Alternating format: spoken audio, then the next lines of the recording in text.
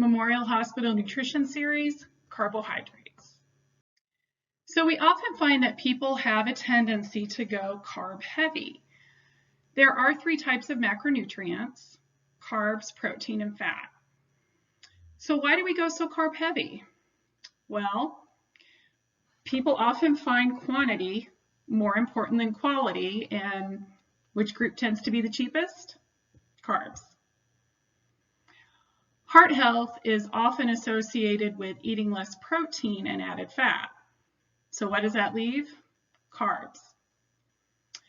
Weight loss often focuses on total caloric intake, and fat does have double the calories per gram that carbs do.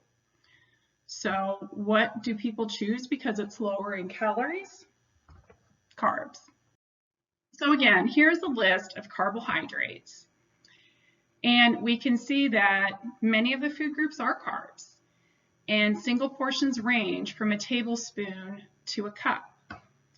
And it is very easy to see how these foods would add up very, very quickly.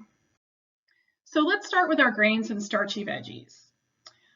So here you can see a single portion, what would be a smaller food, or a smaller portion, I should say, is something along the lines of grape nuts or granola. You're going to range anywhere from a couple tablespoons to a cup for a single portion, depending on the type of product. Crackers will vary considerably, so you need to look at a label.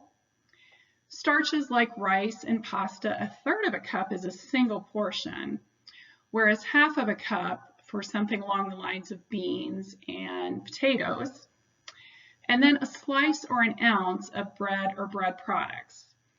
Now, of course, all these vary in the amount of fiber, whether they're partially or 100% whole grain, and the amount of processing. And our second carbohydrate group, well, I guess I should say our third, is fruits. And fruits will vary. You can see from the upper row to the lower row. 2 tablespoons of many dried fruits will be a single portion. And keep in mind that some dried fruits may actually be higher because they may have sugar added, versus 16 grapes. Half a cup of juice versus an orange. A half a cup of unsweetened applesauce versus an apple. And then 3/4 of a cup to a cup of many berries or cubed fruit. And then dairy splits off. Milk and yogurt are considered carbohydrates. And of course, the sweetening will determine the portion size. Chocolate milk will only be 4 ounces versus 8 ounces of plain.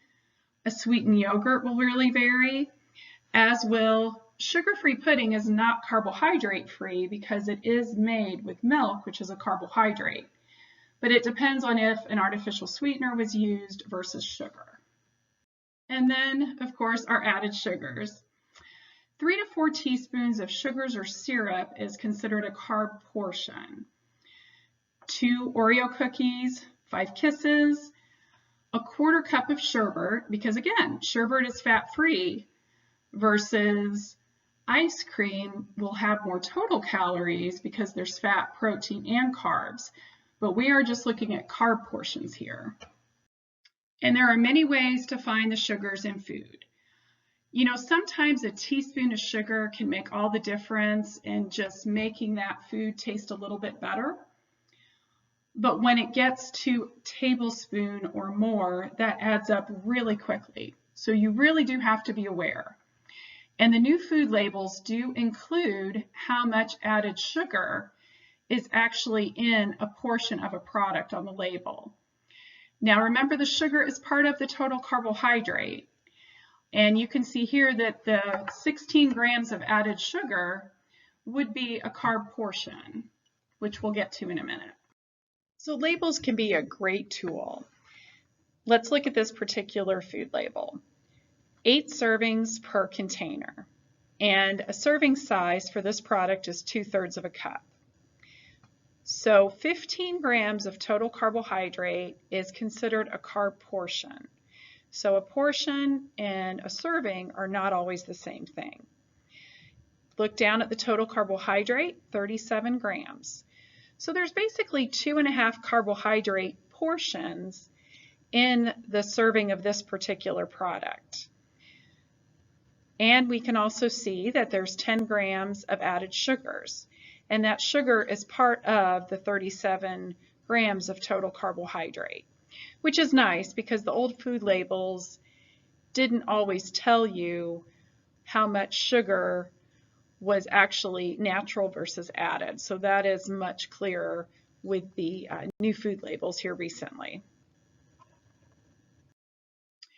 So where do we commonly find added sugars?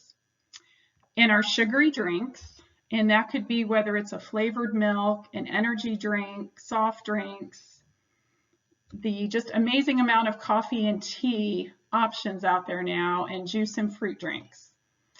In sweetened breakfast products, in syrups and sweets, in our frozen treats, and in our baked goods. So it adds up very quickly. I mean, if you look again at those portions, 2 Oreos, a tablespoon of syrup, it doesn't take much to really exceed what most people could likely metabolize. And yes, size really does matter here, everybody. Years and years ago, it wasn't such a big deal to have a Coke because they were the little cute glass bottles, similar to the 7.5 ounce one. Yes, it is 25 grams of carbs, technically 90 calories, but for most people that wasn't a deal breaker. However, most people will buy the 20 ounce, so guess what? You need to triple that amount. So if you take 25 times 3, that is 75 grams of carbohydrate. Let's say you divide that by 15, the amount of carbohydrate that is in a single carbohydrate portion. So you're talking about 5 portions. So for this 20-ounce soda, 5 slices of bread, a cup of pasta, plus an apple, plus a couple Oreos. So you really have to learn to look at things in terms of portion and quantities and satisfaction in terms of what you're eating. So here's an example of our previous pictures. You can see that the carbohydrate difference here is quite huge. And I had said that, I believe I had half a cup, but this particular one has a cup. So 1 cup of sweet potatoes is 2 starchy veggies, so we'll start at the bottom. The pink circle, there's no added sugar, no dairy was used, no fruit, and no grain. So everything else in here, the eggs are a protein, and all the other products are basically non-starchy veggie. Over to the right, you will have a carb serving if this were half a cup of cooked oats, but likely this is more. You will have a fruit or a carbohydrate serving for every 2 tablespoons of dried, or if you had 3/4 of a cup of berries, which obviously is not in here. If you cooked your oats in milk, every cup of milk is a carb serving. And then also if you add some sugar or syrup, every tablespoon of sugar. So likely on the right side, you're going to have at least 4 carb portions, whereas on the left you would have 2. So consider if you can start somewhere along these lines as far as decreasing your carb loads. Over to the left, pancakes and syrup. Yep, pretty much all carbs. Every Eggo-sized waffle is a carb portion, and every tablespoon is syrup. So, you're at least 5 and likely more because of the syrup. Whereas down below, your breakfast sandwich, 2 carb portions because each slice of the bread is a portion. In the middle, your pizza, that will vary according to the thickness and the size. So the question becomes, can you eat a thin crust? Or can you have a salad and just have less pizza than you normally would? For some people, the option below may be better as far as a tortilla, depending on the size. Every 15 grams of total carbohydrate is a carb portion. Over to the right, your trail mix. Your M&Ms and your dried fruit are your carbs, whereas depending on what that portion was of trail mix, an apple is a carb serving, or carb portion, I should say. And then your peanut butter might be a little bit of added sugar in there, but that will just really vary by the brands. So why do carbs matter? Carbs matter for people with insulin resistance. Insulin is basically a delivery truck, and it transports glucose from the bloodstream to your cells. So if there is some resistance to that delivery, then the cells may refuse it. And then your body gets the signal, oh, glucose is too high, not enough insulin, and your pancreas puts out more insulin. So then you have a double whammy, high glucose and high insulin levels. And the bottom line is carbs raise blood glucose. So can you metabolize the portions that you're eating? And keep in mind, if you trend towards fat-free foods, chances are more carbs are added, or they've added something to the food that I'm not really sure is a food. So how balanced is your meal? Does it have protein, fat, and veggies, or is it mainly just carbs? So if you have a glucometer, that can be a great tool because you want to know what your blood glucose is before a meal, and ideally less than 100. People who are struggling with their control, it may be 80 to 130. It does depend on how old you are and how many other health issues you might have, and if hypoglycemic unawareness is an issue for you. Then you have to look at how many carb portions you ate, because every portion raises your blood sugar 30 to 50 milligrams per deciliter on average.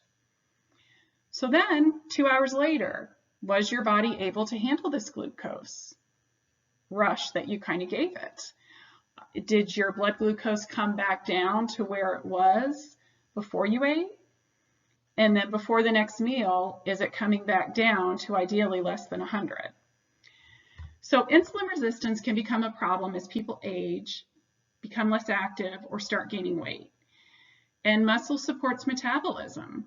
So while cardiovascular activity is important, maintaining or building muscle is equally important. And as we get older and we don't move as forcefully and purposefully, strength training becomes even more important because the aerobic activity just doesn't cut it. So remember, you got to move it or you lose it. So our carb to-do list. How many carb portions are in your typical meal or snack? See if you're surprised. Can you use some non-starchy veggies, which do still contain carb, but much less, so that's usually a good place to start, to replace some of your carbs? And again, does your plate include carbs, protein, fat, and veggies, non-starchy veggies?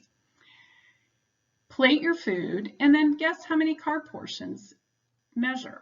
See if you were surprised. And then look at how many carb portions you actually eat in an entire day.